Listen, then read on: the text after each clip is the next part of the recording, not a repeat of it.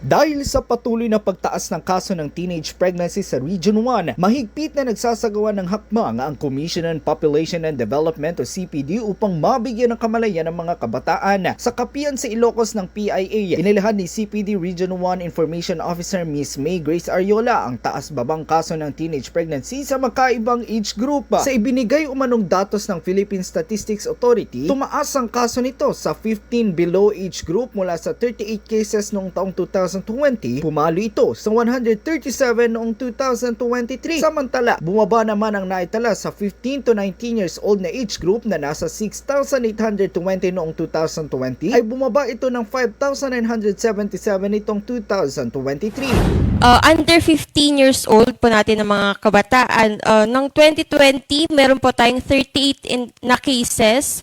And for 2023 ay tumaas po tayo.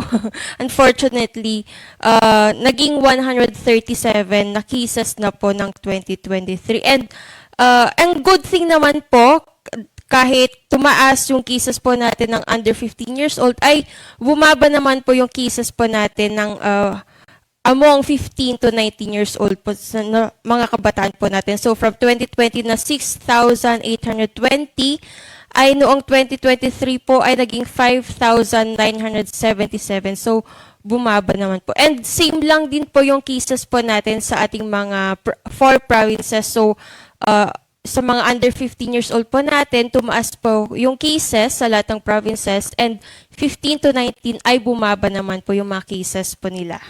Ayon kay Ariola, maraming dahilan ang kanilang tinutukoy na posibleng rason sa pagtaas ng kaso nito, tulad na lamang ng institutional factor, family factor, media factor, individual factor at negative peer factor. Ang dami pong causes, pwedeng institutional factors, hindi po yung programa po natin na binababa sa mga localities hindi responsive doon sa needs ng ating mga kabataan. Or pwede rin pong family factors. It could also cause din po yung ating media factors, kasi alam naman po natin yung mga kabataan po natin, napaka-techy na po nila. Po yung ating peer factors, ayan, yung mga beshies, mga kabarkada po nila, lalong-lalong na po kung negative peer pressure po ang kanilang na-experience. Hiling ng tanggapan na maging bukas ang publiko, lalo na para sa mga kabataan ng usapin ukol sa pakikipagtalik upang maiwasan ang hindi inaasang pagbubuntis at magkaroon ng sexually transmitted diseases. Kasama mo mula rito sa IFM Dagupan, ito si Idol Matthew Pacheco. Tatak IFM.